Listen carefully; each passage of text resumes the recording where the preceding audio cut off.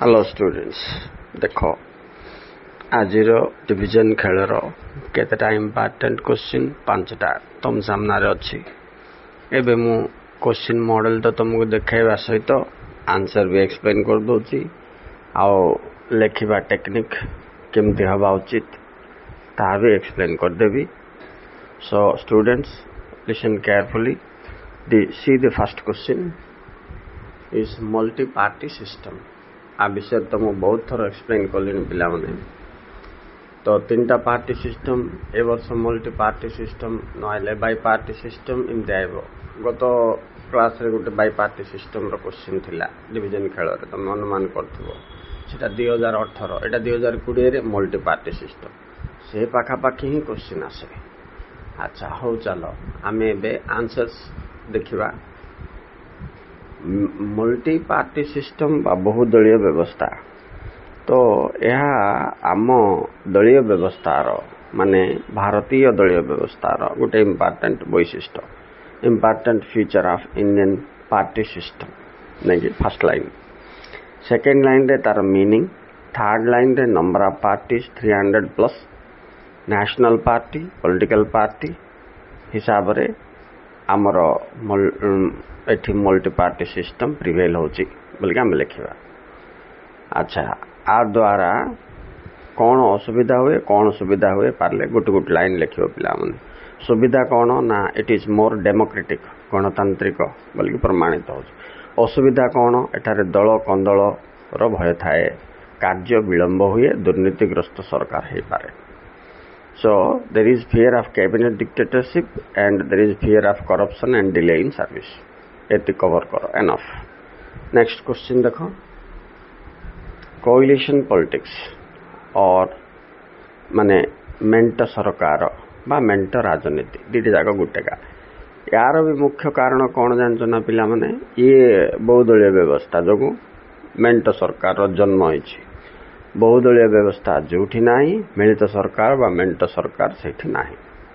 No coalition government is found in that country where there is no multi-party system. So multi-party system thiba jogu in India no party gets full majority in the election. As a result some parties used to combine together to form the government, right? This is called coalition government or joint government, you can say this, right? एटा हमर मुरारजी देसाई को समय रे 1967 रे तापर 77 रे थरे एमिति अनेक थर गत केते दशंधि हैला यूपीए अंडर रे नले एनडीए अंडर रे कंबाइंड सरकार ही प्रचलित थिबारु ए मेंट सरकार चर्चार विषय हो जाइछि। तो ए प्रति तमर गोटे धारणा थाओ पिला माने। Okay now move to the next question. Bicameral system दुई कक्षीय बा दुई बाइकैमेरल लेजिस्लेचर भी आम कोई परिबा व्यवस्थापिका। तो इटा कोठरो फर्स्ट इंट्रोडक्शन लाइन लिखथो पिला माने इटा को पाठ सहित जड़ित इठी it's an important feature of Indian federation federal system संघीय व्यवस्थार एक मुख्य वैशिष्ट्य इटा पिला प्राय सबु संघीय राष्ट्र रे we will find bicameral legislature, right? Bicameral system that means इठी संसद रो दुईटी कक्ष थिबो जेमते हम इंडिया रे अछि लोकसभा राज्यसभा ना। संघीय व्यवस्था रे दुई कक्ष थिबा रो कारण कौन? What is the reason behind this bicameral system? Because here there will be pluralistic society number 1, work burden number 2. ये दीटा को एवॉइड करिया पाई we maintain bicameral system और legislature. So एतिक लिखियो पिला माने आ द्वारा वर्क बर्डन रिड्यूस हबो लोकल प्रॉब्लम्स सॉल्व हबो। एबे इंडिया रे देखो different state government different language रे अछि लोकल प्रॉब्लम्स लोकल भाषा रे कहबे दिल्ली गवर्नमेंट सेटा बुझी पारिबो नै। तेणु आमे कोन करछे बाइकैमेरल लेजिस्लेचर करिवा फल रे ये लोकल प्रॉब्लम्स सॉल्व हे पारिबो वर्क बर्डन गवर्नमेंट रो कमिबो This is the reason. Okay. Next. तो first point introduction line, second point meaning, third point why कहीं आम करछे। नेक्स्ट क्वेश्चन देखो पिला 4 नंबर 73rd अमेंडमेंट एक्ट 73तम संशोधन आईन मन रखि तो आमको संशोधन आईन रे तीनटा बहुत important 52 amendment act, 73 amendment act, 74 amendment act, ये तीनटा राइट माने 73तम 74तम 52तम संशोधन आईन। 52तमटा कौन दल बदल को रोकवा, 73 74टा हूँ ग्रामांचल और सहरांचल स्वायत्त शासन व्यवस्था सहित जड़ित, एक कथा मन रख। हेले एबे 73 अमेंडमेंट एक्ट जदि आसीबो कि 74 आसीबो, 73 धर आईन जोटा अच्छे सीटा डिस्कसन करवा। तो तुमर फास्ट लाइन कौन हम पिला माने सेठी प्रति गुरुत्व दियो। सेकेंड लाइन रे कौन लिखिबो, तो फास्ट लाइन रे एया लिखिबो संविधान रो अनुच्छेद 11 रे 73 amendment act part 11 schedule 11 of Indian constitution and 73 amendment act same पिला माने it deals with rural local self government माने ग्रामांचल स्वायत्त शासन सहित संपृक्त या एथिरे कौन दर्शा जाइछि। पॉइंट नंबर 1 ग्रामांचल स्वायत्त शासन व्यवस्था अर्थात पंचायत राज व्यवस्था रे 33% reservation for women and SC ST in election. ता बाद ग्रामांचल बा पंचायत राज व्यवस्था संगठन गुड़ाकर परिचालना और कार्यकाल 5 वर्ष हेबा उचित यह दर्शा जाइछि राइट।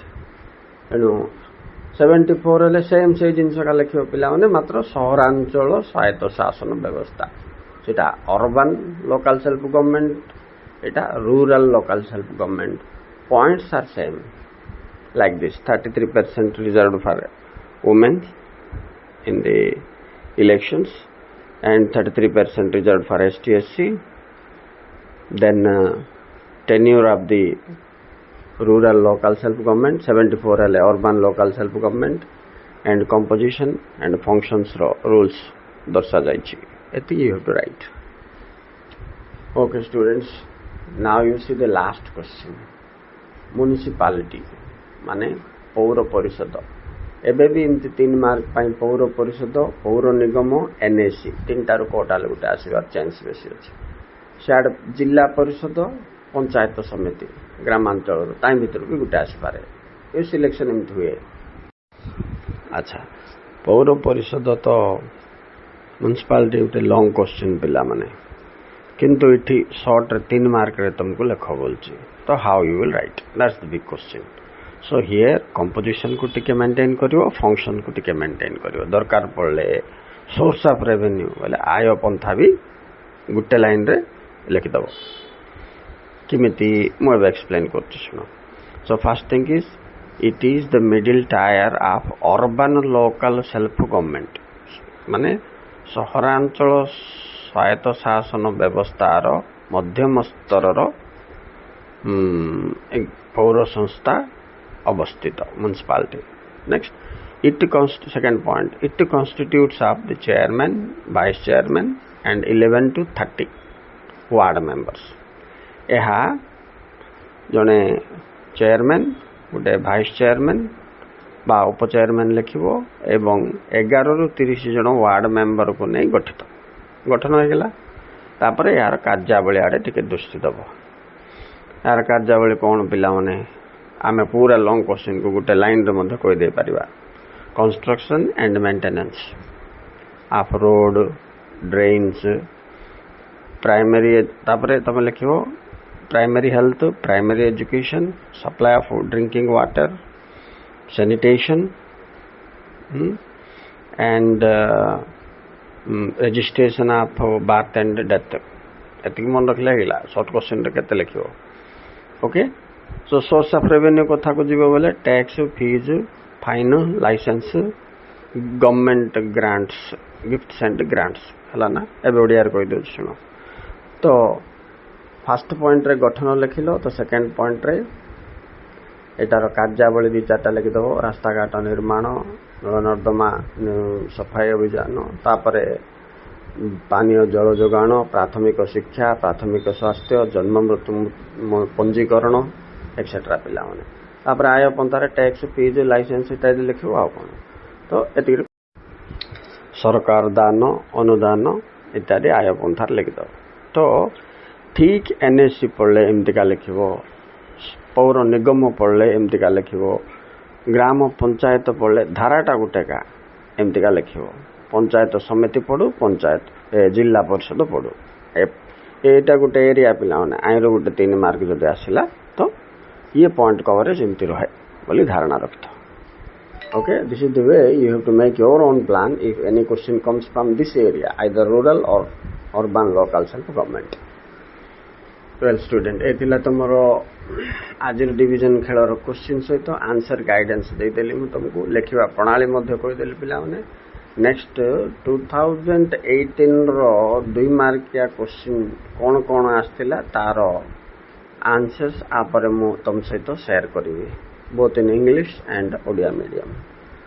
ତାହିଁରେ ଲେଖିବା ପ୍ରଣାଳୀ ଯଦି ହେବ ଏକ୍ଜାମ୍ ପ୍ଲାନ୍ 15 ରିଲିଜ୍ କରିବି।